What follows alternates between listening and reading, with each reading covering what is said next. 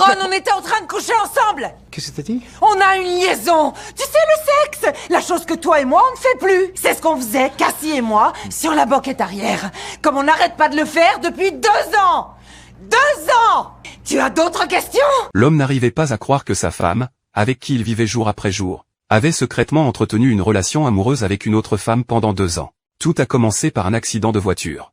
Les secours ont immédiatement transporté les blessés à l'hôpital. Gillian avait une légère déchirure à la tête. Cass avait le genou gauche très enflé. Quand Gillian a été descendue de l'ambulance, sans se soucier de ses propres blessures, elle a demandé avec inquiétude au médecin comment allait Cass. Ce n'est qu'après avoir appris que Cass allait bien qu'elle s'est rassurée. Une fois aux urgences, Hunt a demandé en passant à quelle vitesse elle roulait pour provoquer un tel accident. Elle roulait pas, elle était garée.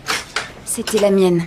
On était au Belvédère Hamilton. C'est pas l'endroit où... Les ados vont s'embrasser et se caresser? Ouais, on le sait. Cass a expliqué qu'elles n'avaient presque jamais de temps ensemble. Alors elles ont spécialement organisé un déjeuner ensemble. Et par déjeuner, je veux dire, faire autre chose si vous voyez de quoi je parle. Gillian a raconté au médecin le déroulement de l'accident. À ce moment-là, toutes les deux étaient absorbées par leur complicité. Personne n'a remarqué que le frein à main s'était desserré. La voiture a accidentellement dévalé la pente. Elle n'a pas eu le temps d'esquiver. Et sa tête a violemment heurté la portière. C'est alors que le téléphone de Gillian a sonné.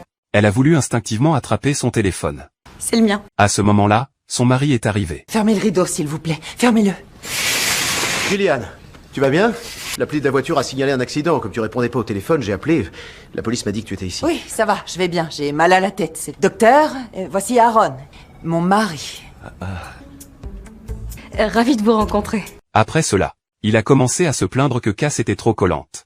Trouvant toujours des excuses pour que Gillian la conduise, multipliant les allers-retours, ce qui l'agaçait depuis longtemps. Il voulait même engager un avocat pour poursuivre Cass. Gillian a essayé de défendre Cass, expliquant que l'accident n'avait rien à voir avec elle. Face à leur dispute sans fin, le docteur a emmené Gillian sous prétexte de l'examiner, évitant ainsi cette confrontation. De l'autre côté, Cass a confié au médecin qu'elle et Gillian menaient toutes deux des vies ordinaires. Mais depuis leur rencontre fortuite lors d'une réunion de parents d'élèves, leur vie autrefois banale était devenue bien plus intéressante. Très bien, on dirait qu'on en a terminé ici. Après les examens, Gillian a été ramenée aux urgences. Les résultats montraient que tout était normal. Mais sa douleur intense ne s'atténuait toujours pas. C'est alors que son mari a remarqué que la zone douloureuse avait changé. Il a même commencé à soupçonner que Cass l'avait frappé, et a déclaré qu'il ne laisserait plus jamais Cass conduire leur voiture.